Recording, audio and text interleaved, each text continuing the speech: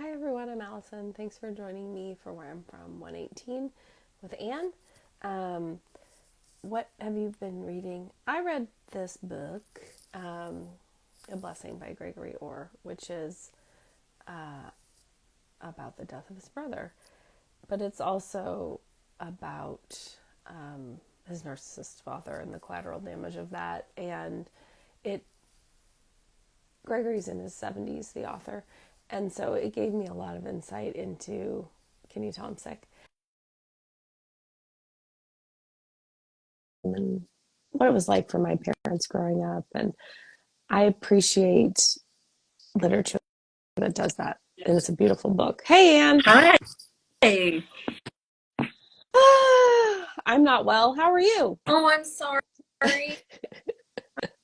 Uh, It's okay. My fever is gone, so I'm happy about that. So now I just sound like this and feel like not great. But I'm here and I'm excited to hear your poem. And how was your Thanksgiving? it was okay. It was, it's family. It's Yeah, family. we just leave town and don't do it. That's how we That do worked. Thanksgiving. Yeah. That worked.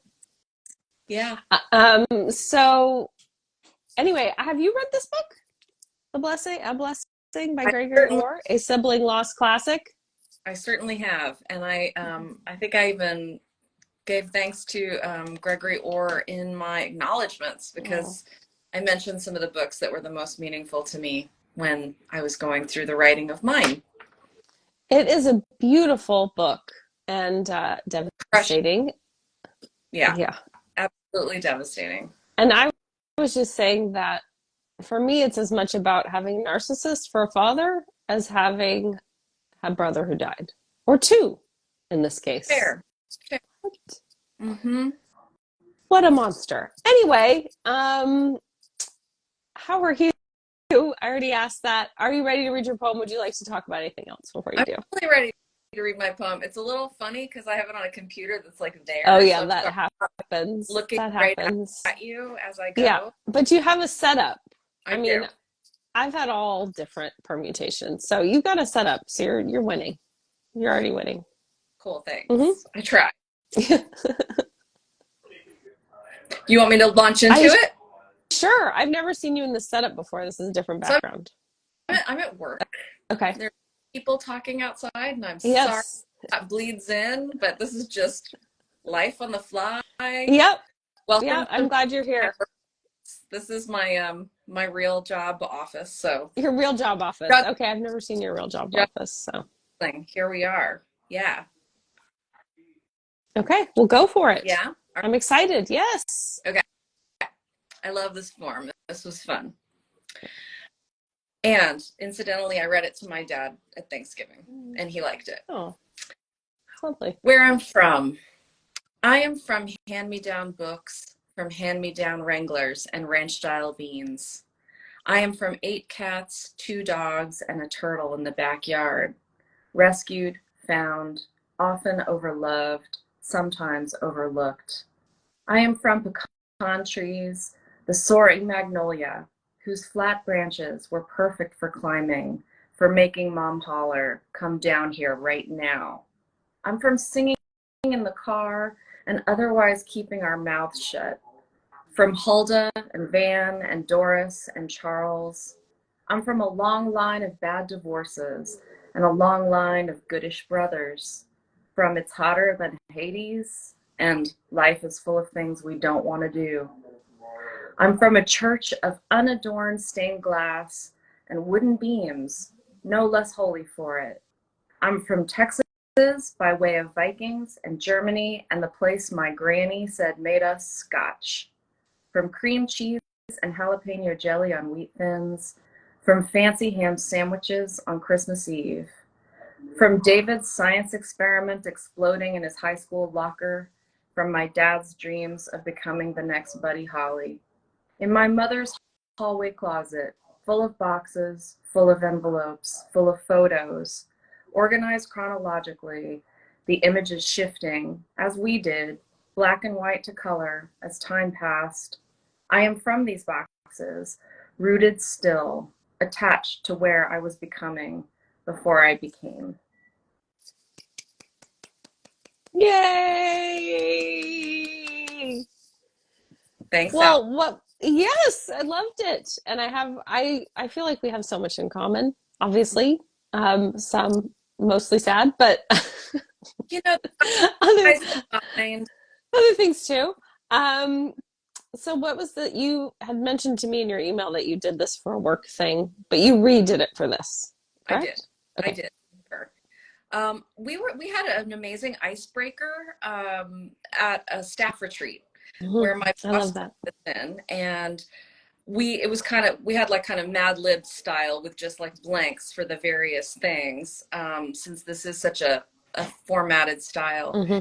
And, all I can say is that it really humanized everybody that I work with, because we went around reading them and basically everyone started crying, either during their own or during someone else's, Hmm. just because it was so moving to like learn deep lifey Hmm. just personhood things about them, like that we've all come from some family of origin with quirks. We've all come from some geographic place that's interesting and weird in its own way, that we all have heritage Hmm. that frankly we kind of wear inside, and how that influences us is unknown in a lot of cases. So it was a really, really great exercise. So when you contacted me about this, I went back and read my old draft, and I brought in a couple of things. Probably the biggest one was the description of my childhood church, which is like was very it was very simple and very clean, kind of Hmm. humble, and I sort of miss it. It was destroyed by a tornado years ago, and I'm not Oh, a really? particularly religious person, but like I was very sad that that sweet, simple church is no Yeah. more. So I like memorializing it a little bit here. Hmm. I think it helps to talk about things that we miss, I think so like, too. yeah, to give them a little life in that way, you Hmm. know, not just people, but places. And um, so where in Texas? I know you've told me, but That's okay. I grew up in Houston. okay, So I was there until I was 18 and left for college. okay, and didn't go back. Mm-mm, I didn't. I mean, I have kind of a love-hate relationship with it, to be honest. I mean, Hmm. I certainly miss some of my family members a lot Hmm. who are still there. I don't miss the politics. I don't miss the scorching hot summers. Yeah, Um, and but it's Houston so, is so humid. oh my I mean, it's not God. only hot, but it's like it's swampy. Like it's really humid. Yeah, it's at sea Yeah, level. So it's pretty tropical yeah, actually. it People is. like, don't kind of always put together with like a big Mhm. industrial city. Yes, So, it's true. Um, yeah, I really felt because I forget you're from Texas, um, because you're in Massachusetts, and you seem so of like the Northeast now to me. And then this poem, and my husband is Texan, so mhm. while I don't have specific connections to there, being with him for as long as I have, I do feel a certain, I don't know what the word is, connection, I guess, but to Texas and how much it's meant to him. So Yeah, I think the older I get, Magnolias. yeah, and the older I get, the more I sort of, I can't say that I miss it per se, but I have some certain regrets about what I left behind. So this was also a nice opportunity to re-engage with some of that stuff. Things like cream cheese and jalapeno jelly crackers is a thing in Texas. Like Yeah. my Dallas buddy up here, she knows all about it. It's just one of those hilarious little like that's an appetizer for Hmm. any meal. Like it's actually freakishly delicious. Yes, it was pimento cheese for his family. So that made me think of pimento cheese, which is now, I think, gone more mainstream. But when I first met Cody, I was like, what are you talking about? And I was a vegetarian. So that was something they really wanted to feed me, was Yeah, of course. pimento cheese, because they didn't know what else to feed me, to be honest. It was like, you're what now? So eat this. And I was just like, okay. And it was but it was his grandmother. So it was done with real love. She was trying to care for me. Pimento Um, cheese is also a classic. I get it. yeah, And it cracks me up now when I find it in these like bougie formats. yes, You're like, yes, they'll be like mac and cheese with pimento Yeah. cheese, fried thing. Yeah. Like, okay, I don't know what you're talking about, but Yeah. cool. Yeah. They have it at Trader Joe's. It's not the same, but they have it there. Huh. So that made me think of Mhm. pimento cheese. And so your siblings didn't come in too much into it other than Goodish brothers, correct? Or were they other spots? Well, David is my brother, so the Okay. science Okay, experimental yes. David. Yeah. That's funny though. I had a hard time kind of figuring out how to balance the family. Um, I think in an earlier draft I had a line about them climbing the magnolia tree with me, Mm, which is true. So I feel like they're still there mm.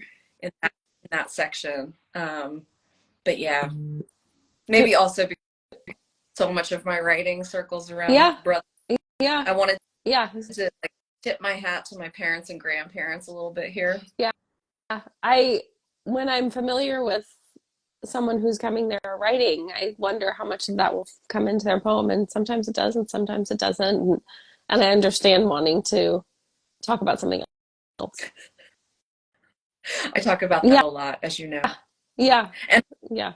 I did give you a brother picture, so You did.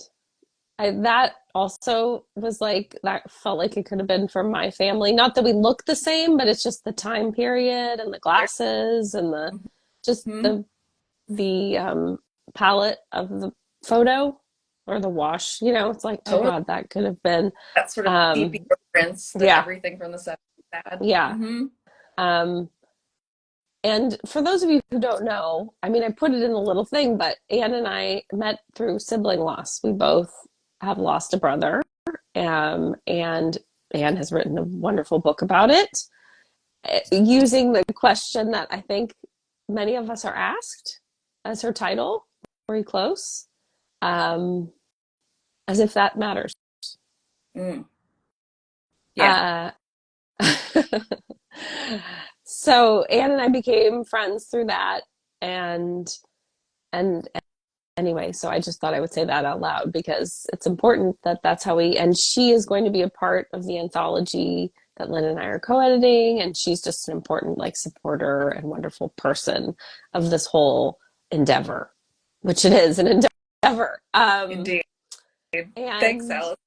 yeah, well, thank you. And it's so interesting because this is something we've talked about and something I continue to talk about. I think people, when they hear about death or loss, they like immediately think it's sad, right? Mhm. Like, oh, why would you want to work on this book? Why would you want to do this website?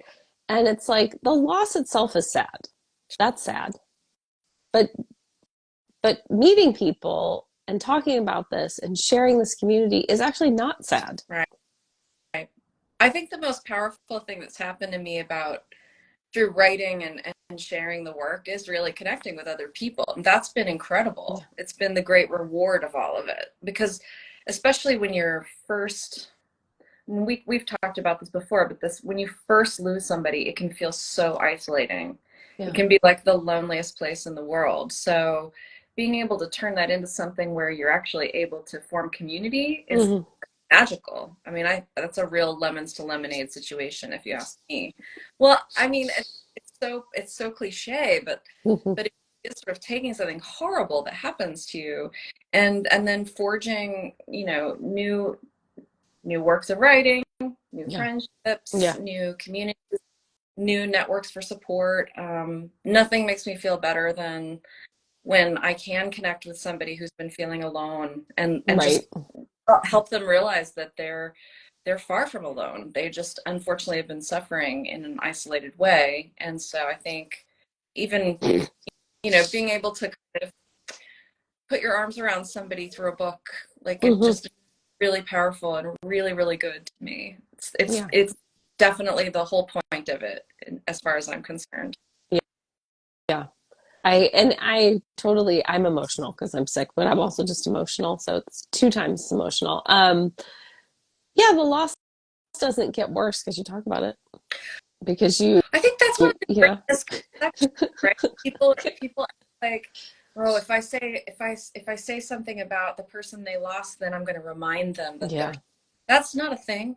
We're all Right. walking around it all the time. Mhm. And so having someone acknowledge it just makes us feel seen, Yeah. makes us feel remembered, it kind of cracks me up when people are like, "Oh, I didn't want to bring it up because I thought, it might make you sad." And I'm like, there's no day that goes by, even 15 years later, that I don't think about my brother. So nobody's gonna make me sad about his death. I already did all the sad, and I will continue to do more sad. Like it's there, Well, and but even if it did remind you and you weren't, that's okay. it's totally okay. It's 100% okay. Yeah. So, not to derail your poem to talk about your brother, but All I good. just thought I'd give context. Anything else you want to say about your poem or the process or just life or anything? I'm a little scattered All today because I'm a good. little congested. I mean, I just enjoyed kind of trying to re-inhabit my childhood home a Yeah. bit. I mean, that because it also has been lost. Mm. Houston is a kind of a disposable culture when it Yeah. comes to architecture, and so even though my house was perfectly good, Hmm. it got raised several years back for a mansionette because those are better, apparently. But I grew up in a Bigger is like, better, Anne. Do you and know? I that's what they tell me, and Yeah. that's a real Yeah. Texas. It's Oh God, so big. so So big. big. And it's so much to clean. I know that's a really weird thing to be, but that's when I see big houses, I like panic. It's so much to clean and heat and cool. I don't understand it. What? You're not. Why do you have that many square feet? I I don't suppose understand part it. of the liking to go back there too, though, is that that's really where I did spend time with my brothers, which is I think another reason I Mm, feel they're more in this than is mm. obvious. Yeah, because Um, they're just present in yeah, it. because Hmm. when I was little, that's when my brothers were at home because I'm the baby. Me Um, too. yeah. So thinking about like the hand-me-down books and hand-me-down Wranglers, those are for my Uh-huh. brothers. Oh, yeah. So that's part of it that's Hmm. also woven in. Yeah. All the cats and dogs and turtles and various other things. That was certainly a joint effort on the part of parents Hmm. being flexible and children being, can we keep him? Yeah. Uh, Yes. so yeah, and we did sing in the car. We sang in rounds sometimes, Mm. various songs. And that was very fun. And then, of course, this line about keeping our mouths shut is sort of family secrety Hmm. things. The line "It's hotter than Hades" is attributed to my paternal grandmother who would never swear. So Hmm. saying Hades was like as close Hmm. as it would ever get, Yeah. and it refers to the Houston stuff. And life is full of things we don't want to do is all mom. Hmm. I'll just say that much. But my dad really did want to be the next Buddy Holly, and he was the big reason for the singing in the car and the Mm. singing in church, singing in general. Did So you ever go up to Lubbock and see his house and the I museum and all of that? have not. I should do that with my dad sometime. I've been. Is it great? Um, it's very sweet. If you're a Buddy Holly fan, like it's to see the house because it's there and to just kind of step in it and to imagine those boys playing um and it's there's a big set of glasses out front That's that hilarious. you can take a picture with. Lubbock's a bit of a haul from Houston, but like it's we enjoyed it. My husband's a Buddy Holly fan, so it was it's a sweet little place. It's not Nice. like some big epic adventure, but like if you're a true Buddy Holly fan, I think it'll you get to see all his different guitars and just he was Oh, such a yeah, iconic person. for sure. And his life was cut so I so know. short.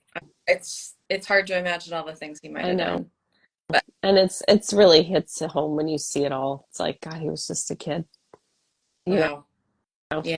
Um yeah, in that little house. And thank you, Sonia, for validating me that it's too many square feet.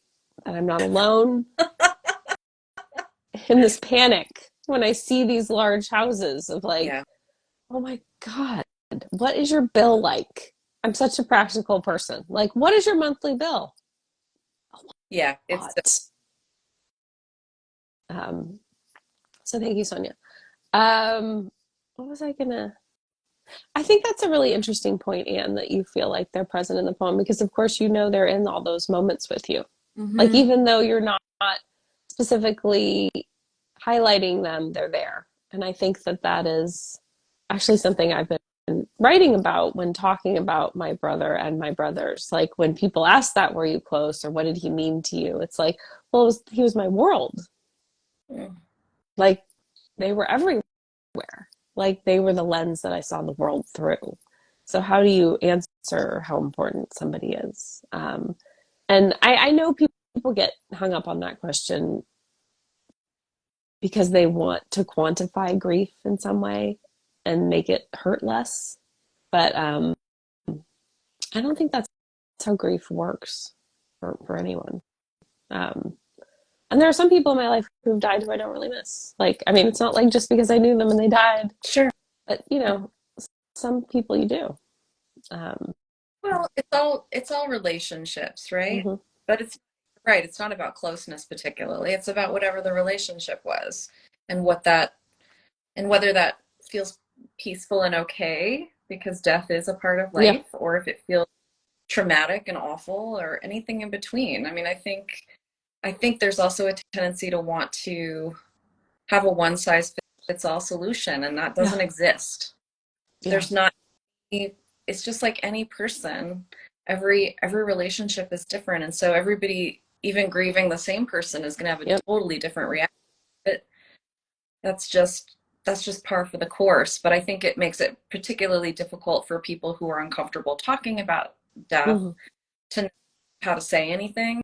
And yeah, as you know, I like talking about it just because I think it helps make it less weird and less scary. And yeah, it annoys me that it's such a cultural taboo that it makes everyone feel so alone.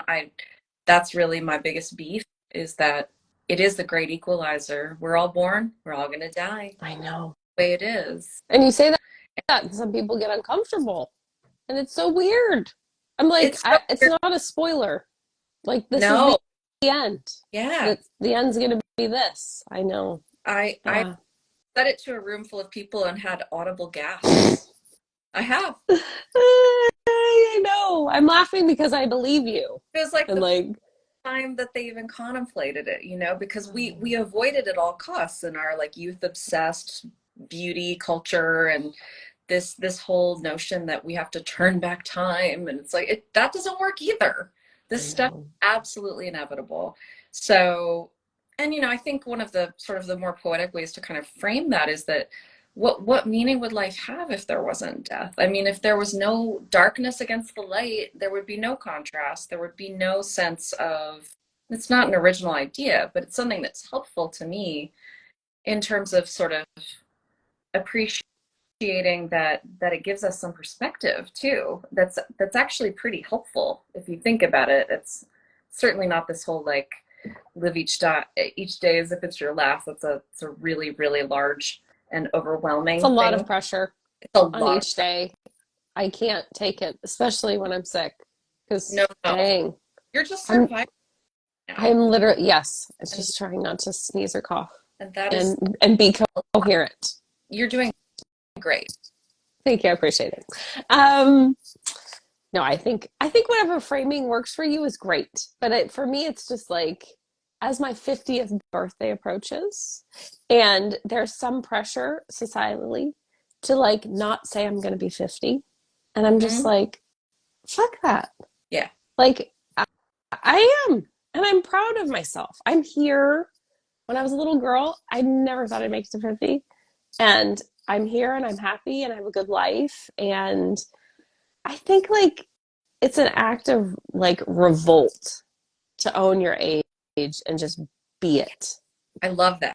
And you Right? know that I did this ahead of you, and I so know. I saw I. your posts. I'm not going to any concerts, but I But liked that.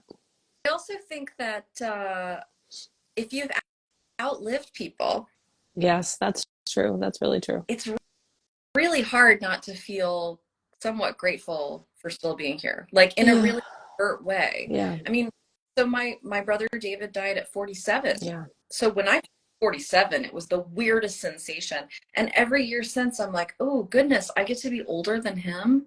I mean, it Yeah. feels wildly unfair. which it is fundamentally to me, but it's also like I'm so grateful that I still get to do this. So, I Yeah. think another way that loss can kind of provide a way to be grateful for what is. And what is if we're lucky enough to stick around, we're going to get older. I agree. I always say that, and my husband finds me a bit morbid, but I'm like, the other option's dead. It's 50 or dead. Mm-hmm. 25's not on the table. Plus, I wouldn't want to be 25 again. I'm much happier now than I was when I was 25. Yeah. So any last, it's funny that you said that about being older. I have to, this is random, but when my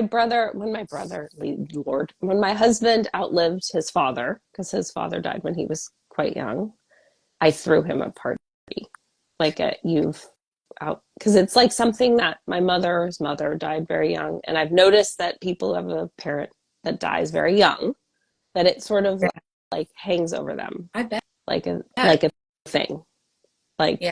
that day, that birthday. For my mom, it was 33. For my husband, it was 42. Like young.